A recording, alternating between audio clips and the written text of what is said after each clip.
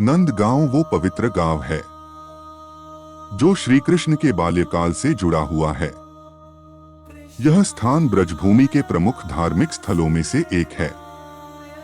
इसका इतिहास श्री कृष्ण, उनके पालक पिता नंद बाबा और माता यशोदा से जुड़ा हुआ है। कंस के भय के कारण नंद बाबा ने बाल कृष्ण को गोकुल पहुंचाया। कंस के राक्षसों ने जब गोकुल पर हमला किया तो नंद बाबा ने राक्षसों के आक्रमण से सुरक्षा के लिए अपने परिवार सहित गोकुल छोड़कर नंदगांव में निवास किया। यहीं पर कृष्ण ने अपने बचपन के कई दिव्य लीलाएं की। मध्यकाल नंदगांव में वैष्णव संप्रदाय के संतों ने श्री कृष्ण की लीलाओं का प्रचार किया। मुगल काल में भी नंदगांव के मंदिर और परंपराएं जीवित रहीं। नंदीश्वर ऋषि ने भगवान शिव से वरदान मांगा था कि वे साक्षात कृष्ण लीला को देखें। शिव ने वरदान दिया और उनका तपस्थल एक पहाड़ी रूप में बदल गया, जिस पर नंद बाबा का महल बना। नंदगांव की गलियां बहुत संकरी हैं ताकि गर्मी में छाव बनी रहे और गांव को आक्रमण से बचाया जा सके। इन गलियों में चलते ही लगता है मानो आप समय को पीछे खींचकर द्वापर युग में पहुंच गए हों। नंदगांव में स्थित नंद भवन को नंद बाबा और उनके परिवार का निवास स्थान माना जाता है। यह भवन एक ऊंची पहाड़ी, नंदीश्वर पहाड़ी पर स्थित है। इस पहाड़ी का नाम नंदीश्वर ऋषि के नाम पर पड़ा, जिन्होंने यहां तप किया था। ये वही स्थान है जहां नंद बाबा, माता यशोदा, श्री कृष्ण और बलराम अपने परिवार सहित निवास करते थे। कुछ भाग्यशालियों को रात में यहाँ बांसुरी और गायों की घंटियों की हल्की ध्वनि सुनाई देती है। आज भी दिव्य समय में श्री कृष्ण और बलराम अपने सखाओं के साथ यहाँ खेलते हैं। पहाड़ी के अंदर एक गुप्त गुफा भी बताई जाती है, जिसमें नंद बाबा ने संकट काल में अपने बहुमूल्य सामान और अनाज संग्रहित किया था। यहाँ एक दीपक है जो वर्षों से लगातार जल रहा है। 4 गांव की यात्रा कर लेते हैं, उनको भारत के 4 धाम जाने की आवश्यकता नहीं होती है। वो क्यों नहीं होती है?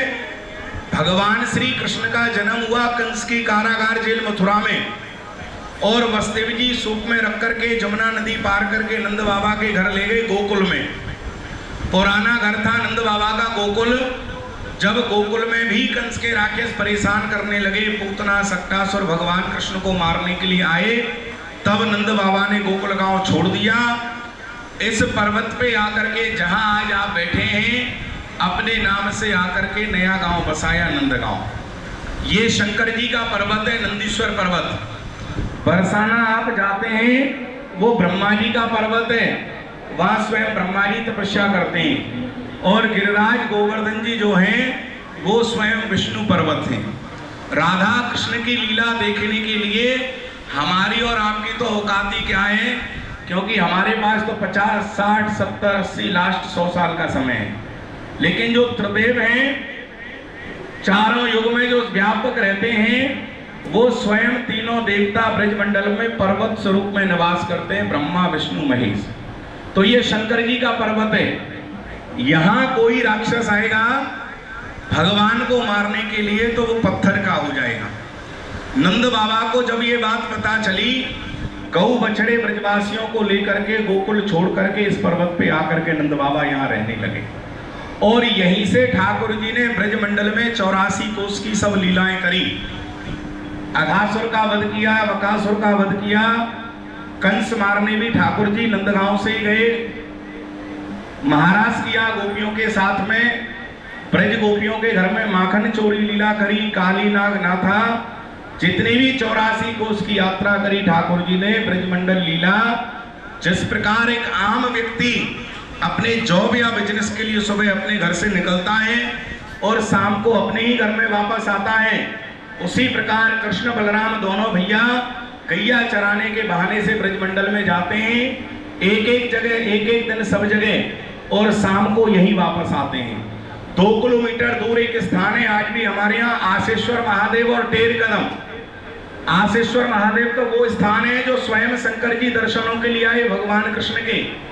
यशोदा मैया ने दर्शन नहीं करायो, बाबा तेरे ऊपर में श्याप है, कातर है, बिच्छू लटकते, मेरा कृष्ण छोटा है, मैं नदरानी हूं, मेरे घर में कोई कमी नहीं है, राशन चाहिए राशन ले जा, वस्त्र चाहिए वस्त्र ले जा, तू कहे ब्रज में नंदगांव में तेरे लिए घर कुटिया बनवा दूं, तू भजन कर, लेकिन मैं अपने लाला का दर्शन तुझको नहीं कराऊंगी। तो भोले बाबा बोले मैया ये सब की मुझे कोई आवश्यकता नहीं है, मैं तो बाबा जी हूँ, आज यहाँ हूँ, कल वहाँ हूँ, परसों कहाँ हूँ, मेरा कोई ठिकाना नहीं है, तो मुझे तो अपने भगवान का दर्शन करना है।